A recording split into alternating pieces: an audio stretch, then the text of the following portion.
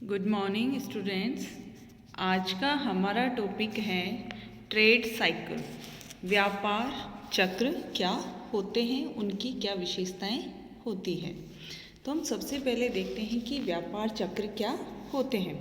जैसे कि हम बात करें कि आधुनिक अर्थव्यवस्था में जो निरंतर परिवर्तनों की प्रक्रिया चलने के कारण कुछ आर्थिक शक्तियाँ अधिक समय तक साम्य अवस्था में नहीं रहती और उनमें निरंतर कंटिन्यूअस उतार चढ़ाव होते रहते हैं। जबकि कुछ उतार चढ़ाव किसके कारण होते हैं?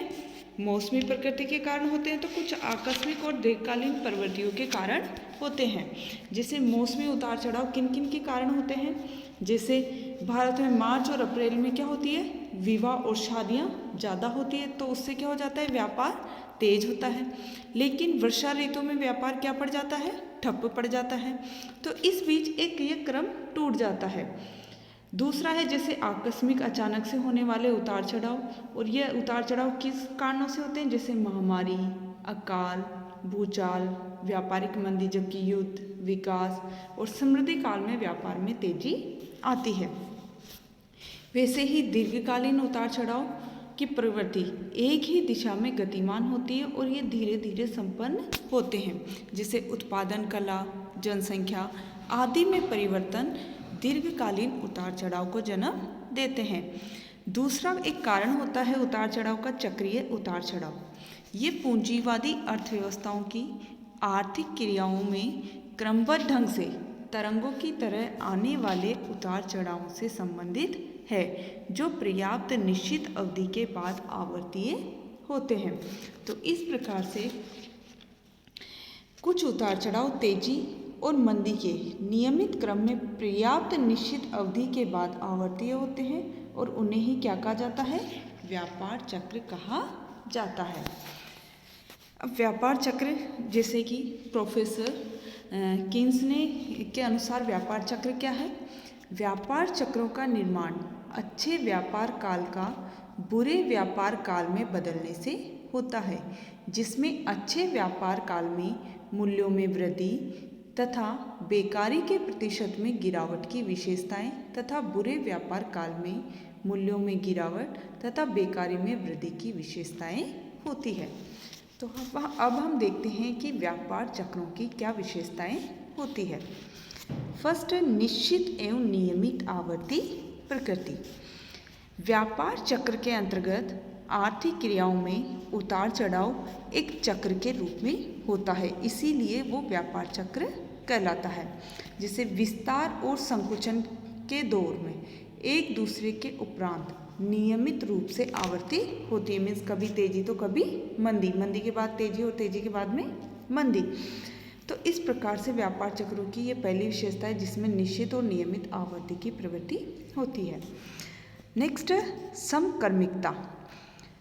इसके अंतर्गत व्यापार चक्र में सभी प्रकार की आर्थिक क्रियाएं जैसे आय, रोजगार, उत्पादन, व्यापार और मूल्य स्तर एक साथ एक ही प्रकार से प्रभावित होते हैं। जैसे तेजी के दौर में इन सब में क्या देखी जाती है? तेजी, जबकि मंदी के दौर में संपूर्ण अर्थव्यवस्था में मंदी छा जाती है। अंतर्राष्ट्रीय विस्तार की प्रवृत्ति।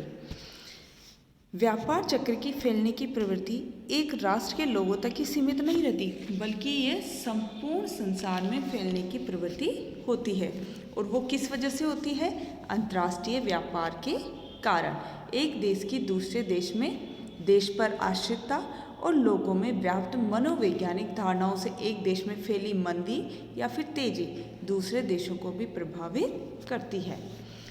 मुद्रा की मात्रा और उसकी चलन गति में परिवर्तन, जैसे कुल उत्पादन और कुल रोजगार में होने वाले परिवर्तन के अनुपात में होता है। व्यापार असमान प्रभाव। व्यापार चक्रों का प्रभाव अर्थव्यवस्था के विभिन्न क्षेत्रों में समान रूप से नहीं होता है, क्योंकि पूंजीगत और टिकाऊ वस्तुओं के उद्योगों में उतार चढ़ाव उपभोग और अल्पस्थायी वस्तुओं के उद्योगों की अपेक्षा अधिक देखा जाता है। नेक्स्ट, मूल्य लोचता। व्यापार चक्रों में कृषिजन्य पदार्थों की कीमतों में उतार चढ़ाव अधिक, लेकिन निर्मित वस्तुओं की कीमतों में अपेक्षाकृत कम उतार चढ़ाव होते हैं। तो इस प्रकार से ये थी व्यापार चक्र की विशेषताएं। नेक्स्ट है व्यापार चक्रों की अवस्थाएं कितने प्रकार की होती है। तो व्यापार चक्रों की तेजी और मंदी के इस नियमित और आवर्ती दौर चलते रहते हैं। तो ये जो उतार चढ़ाव होते हैं इसकी अनेक अवस्थाएं होती हैं, लेकिन फिर भी मेनली इसकी 5 अवस्थाओं का अध्ययन किया जाता है। उनमें फर्स्ट है पुनरुद्धार अवस्था। जैसे मंदी की चरम सीमा पहुंचने के बाद जब आर्थिक क्रियाएं निष्प्राण हो जाती है तो पुनः बहिर्जात और अंतर्जात कारकों के कारण अर्थव्यवस्था में पुनः जान फूंकी जाती है, जिसके फलस्वरूप क्या होता है, कीमतों में वृद्धि शुरू होती है, उत्पादन बढ़ने लगता है, जिससे जो भी बेकार बैठे साधन थे मंदी के दौरान उनमें वापस उत्पादन प्रक्रिया में वो शामिल होने लगते हैं। बैंक भी आसान शर्तों और किस्तों में ऋण देना प्रारंभ करते हैं और पुनरुत्थान की इस संचयी प्रवृत्ति में अर्थव्यवस्था में आय, रोजगार, उत्पादन, मांग, मूल्यों तथा विनियोग में वृद्धि का क्रम प्रारंभ हो जाता है। मीन्स अर्थव्यवस्था मंदी से उभरने के एक प्रयास की ओर बढ़ती है। नेक्स्ट है पूर्ण रोजगार की अवस्था। ये अवस्था व्यापार चक्र की सर्वोत्तम और आदर्श अवस्था मानी जाती है, क्योंकि इस अवस्था में पुनरुत्थान की चरम सीमा पर या अथवा अवरोध की अंतिम सीमा पर आती है ये अवस्था, पूर्ण रोजगार की अवस्था। और इसकी कुछ विशेषताएं होती है, जैसे उत्पादन के सभी साधन किसमें होते हैं, पूर्ण रोजगार की स्थिति में होते हैं। ऐच्छिक और संघर्षात्मक बेरोजगारी के अलावा जो भी काम करना चाहते हैं को पूर्ण रोजगार मिल जाता है। अर्थव्यवस्था में सभी आर्थिक क्रियाओं का अनुकूलतम स्तर पहुंच जाता है।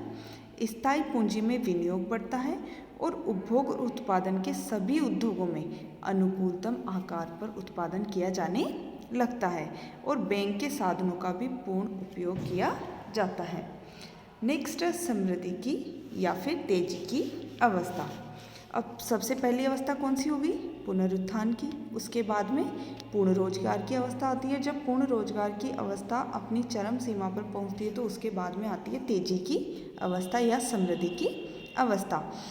जब साधनों का पूर्ण उपयोग होता है तो आर्थिक क्रियाएं किस पर पहुंच जाती है, अपने अनुकूलतम स्तर पर पहुंच जाती है, जिससे उत्पादक अधिक लाभ कमाने की ऊंची व्यापार प्रत्याशाओं में अधिक विनियोग, अधिक उत्पादन और अधिक लाभ की योजनाएं क्रियान्वित करते हैं, जिसके फलस्वरूप क्या होता है, पूर्ण रोजगार की स्थिति से भी अधिक निवेश उत्पादन में वृद्धि करते हैं और साधनों की मांग, उत्तरोत्तर मांग वृद्धि से कीमतें और लागतें बढ़ते हैं और बढ़ती कीमतों और पूर्ण रूप से अत्यधिक रोजगार से व्यापारियों और उद्योगपतियों के लाभ बढ़ जाते हैं और विनियोग, उत्पादन, कीमतें और लाभ असाधारण ऊंचाइयों को छूने लगते हैं। अभिवृद्धि या फिर समृद्धि का शिखर।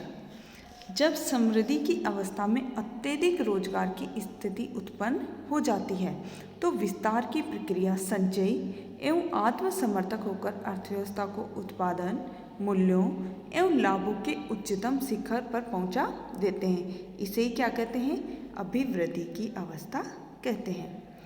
नेक्स्ट है अवरोध की अवस्था।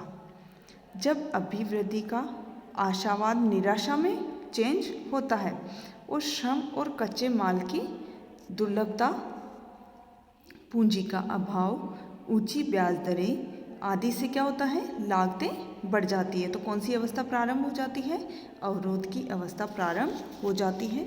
और इसके कुछ विशेषताएं हैं, जैसे अर्थव्यवस्था में भविष्य के प्रति अत्यधिक आशा में निराशा का संचार होना, निराशा की मनोवैज्ञानिक धारणा के कारण कीमतें, मजदूरी दरें व लागतें क्या होती है, घटने लगती है। व्यवसाय में शिथिलता आती है और समृद्धि के उच्च शिखर के बाद आय, रोजगार, उत्पादन और विनियोग घटने लगता है और बैंक की ऊंची ब्याज दरों एवं कठोर शर्तों के कारण बैंक साख में कमी आती है। Thank you.